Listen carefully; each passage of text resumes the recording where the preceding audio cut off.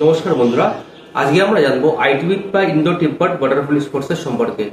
SSC জিডির মাধ্যমে যে কটি ফোর্সে তোমার প্রমোশন ফার্স্ট হয় তার মধ্যে আইটিবিপি অন্যতম।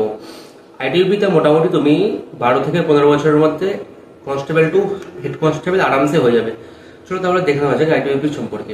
আইটিবিপি তোমার ভারত চীন যুদ্ধের পর 1962 সালে তৈরি করা হয়েছিল এবং আইটিবিপির বর্তমানে প্রায় 65-এর কাছাকাছি ব্যাটালিয়ন আছে এবং 90,000-এর স্ট্রেংথ। আইটিবিপি মূলত তোমার লাদাখ থেকে শুরু করে তোমার হিমাচল প্রদেশ উত্তরাখণ্ড অব্দি এবং এইদিকে তোমার সিকিম থেকে শুরু করে মোটামুটি অরুণাচলের শেষ অব্দি আইটিবিপি সুরক্ষা প্রদান করে। আইটিবিপির মূলত ডিউটি তোমার এক্সট্রিম কোল্ড এরিয়াতে, মানে অত্যাধিক ঠান্ডাযুক্ত এরিয়াতে মূলত ডিউটি হয়ে থাকে আইটিবিপির। চলো তাহলে দেখে নেওয়া যাক আইটিবিপিতে কতগুলো ইউনিফর্ম হয় এবং সেগুলো কি কি।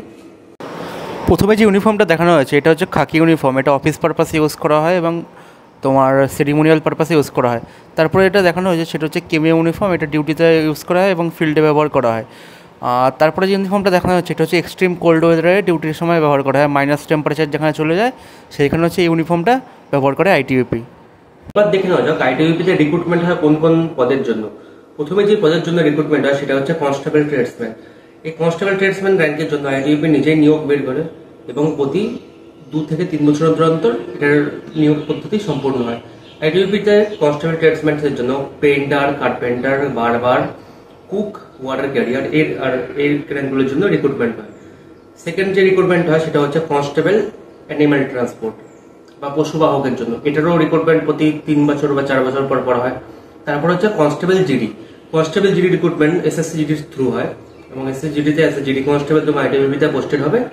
তারপরে যেটা হয় সেটা হচ্ছে কনস্টেবল ড্রাইভার। কনস্টেবলের ড্রাইভারের জন্য আইটিবিপি নিজেই রিক্রুটমেন্ট বের করে এবং এটা প্রতি 1.5 থেকে 2 বছর অন্তর সাধারণত হয়ে থাকে।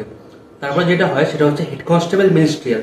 হেড কনস্টেবল মিনিস্ট্রিয়ালের জন্য আইটিবিপি নিজেই রিক্রুটমেন্ট বের করে এবং তার জন্য তোমাকে উচ্চ মাধ্যমিক পাস এবং কম্পিউটার সাধারণ জ্ঞান থাকা দরকার।